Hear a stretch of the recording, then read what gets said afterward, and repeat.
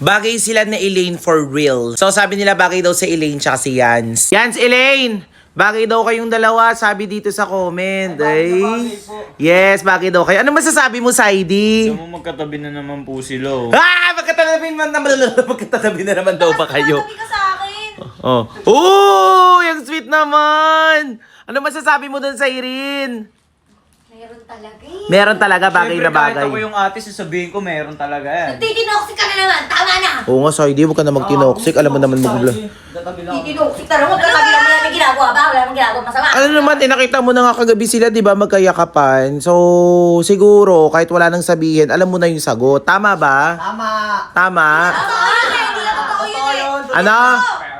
Hindi totoo eh, kitang-kita nga lang. Anong hindi totoo eh, kitang-kita nga ng dalawang mata ko. Wala, Elaine! Huwag ka na magsalita, huwag ka na magsalita. Ako lang ba napupugian kay Yans? Yans! Ang pogi naman ni Yans! Grabe, napaka-pogi, oh! Grabe yung kapatid-kapatira mo, napaka-pogi sa Irene. May dating, tignan mo, oh! Face guard, malapitan. Tingnan nyo, oh, harap ka, harap dito. Side view. Side view. Alden Richards. Grabe. Kabila. Daniel. Tawa sa harap. Perfect combination. Sobrang pogi. Kuya Waldo. Grabe, hindi si Kuya Waldo. For me lang isa sa pinaka-poging lalaki na kilala ko sa buong mundo, si Yans. Promise. Yes, si Yans, si Yans. Hindi Paano naging pogi yan? Ano sabi mo? Pogi yan, mas pogi ako dyan. Mas pogi ka? O mas pogi daw siya? Okay lang, mas bagay ng mga miniling. May poging nagsusumbong sa akin dito. Ano yon? Bakit? Namang problema kasi ako ngayon, gawa ng si Sandra, tsaka ako nagkaroon kami ng problema ngayon. Problema? Oo. Pageant nyo mamaya may problema kayo. Kaya nga ito nga, di ako makapag-focus, nahirapan ako kasi, yun nga, may nagawa akong kasalanan sa kanya. Oh, anong kasalanan yun? Dapat pinag-uusapan nyo yan. Ano yun? Nahiya po akong sabihin, Kuya Yuki. Na ano nga? Nahiya po talaga ako kasi basta Kuya Yuki, hindi Oh. ko po masabi talaga sa inyo. Preliminary pageant nyo mamaya, tapos nag-aaway pa kayo. Hindi nga ako makapag-focus hindi ko nga alam po gagawin ko, naguguluhan ako kasi nga, nag-break po kami. Nag-break kayo? Bakit kayo nag-break? Nakipag-break po siya sa akin. Oh, ang tagal nyo na, tapos ngayon nag-break kayo kung kailan naman pageant nyo mamaya. Alam nyo, ang ganda-ganda ng pageant nyo, love team kayo. Alam nyo, sa totoo lang, kayo yung love team na hindi pa masyadong napapansin ngayon. Pero paano na yan, nag-break na kayo agad? Kaya nga po tapos sumabay pa yung pageant, sir. Hindi ko na alam gagawin ko, sir. Ano ang gagawin natin? I-move natin yung pageant para sa inyo. Hindi naman po sa ganun, sir. Pero baka lang po sana matulungan niyo po ako. Kausapin niyo po si Sandra na... O ba't ako? Pinag-usapan nyo na ba yan? Hindi po, ayaw niya po makipag-usap. Iniiwasan niya po ako. Nako po. Baby, liga dito. Nag-break daw yung dalawa. Hala, Nag-break daw. Pageant na mamaya. paano yan? Hindi pa nga po ako Partner di pa ako naman natutulog, kayo di pa ako dun. kumakain, sir. Kasi Oo, kawawa ka naman. Ba't di ka pa Hindi kumakain? ka makakapag-focus mamaya. Di ka makakapag-focus mamaya niya. Kumain ka na. Oo naman pwede si niyo matulungan Kenji. Kuya Yuki. Kausapin niyo na lang po si Sandra para lang maayos po namin sana. Oo, sige. Basta pag kinausap ko, labas na ako sa inyo ha.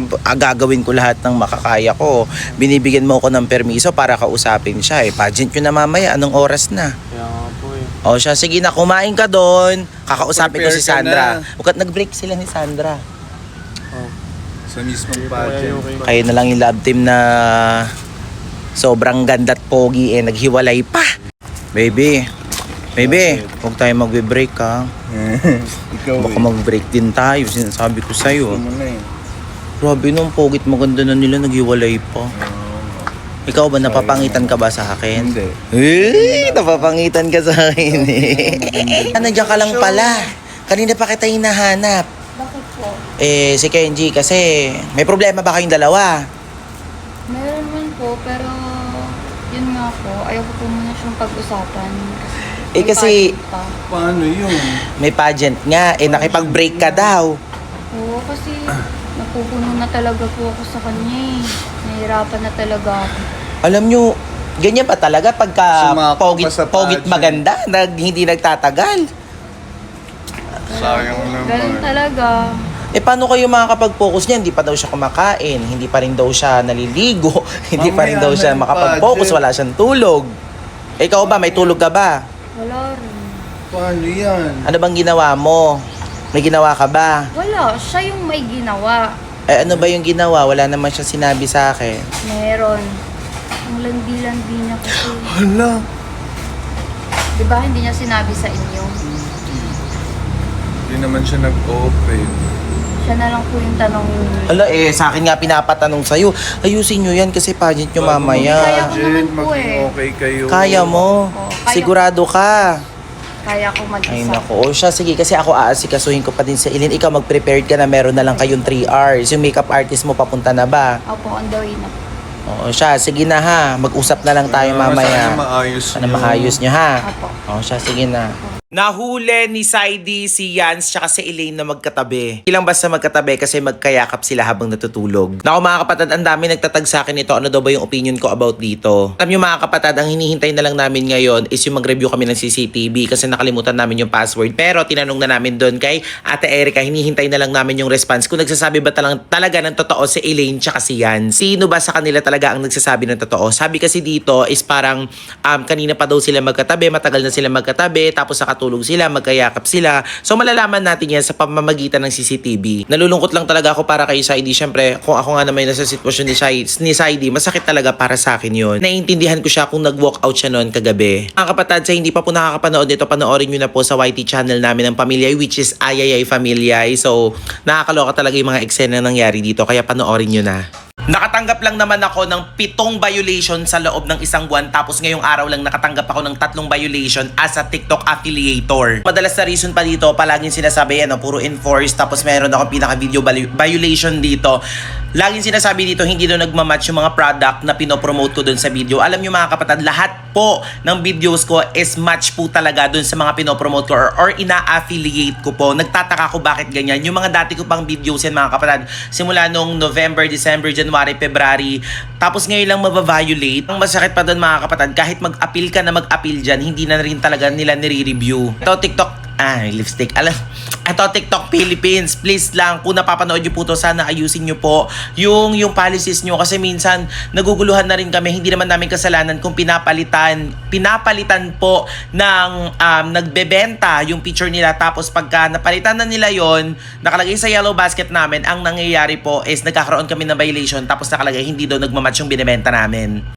So sana mga kapatid, sana TikTok Philippines, masolusyonan yan kasi maraming affiliator ang nadadamay, especially yung ibang affiliator ginagawa nilang full-time to. Yung iba nag-resign pa sa trabaho para lang mag-full-time sa pag-a-affiliate. Kaya minsan, 'di ba, lesson na wag yung bibitawan yung trabaho nyo para sa pag-affiliate kasi minsan talaga or madalas tinotopak talaga si TikTok. Kaya sana TikTok Philippines matulungan nyo kami. Ngayon, ako naman natutulungan ako ng ibang brands namin, especially yung mga pinopromote ko or ina-affiliate ko. Humingi ako ng tulong sa kanila baka sakaling mawala yung violation. Pero yun nga mga kapatid, hindi lahat po is natutulungan akong matanggal yung mga videos ko. So yan, laban lang sa mga TikTok affiliate dyan. Kaya tinatamad na talaga ako mag-affiliate kasi ganito po ang nangyayari. Tignan nyo, ngayong araw lang 3 violation, tapos 10 points minus 20 points, grabe, 'di ba? So hindi ko na rin alam gagawin ko. So ingat-ingat na lang din tayo. Kahit minsan kasi kahit anong pag-iingat natin, nava-violate pa rin, 'di ba? So gawa lang tayo ng gawa ng mga accounts, walang susuko. So laban lang.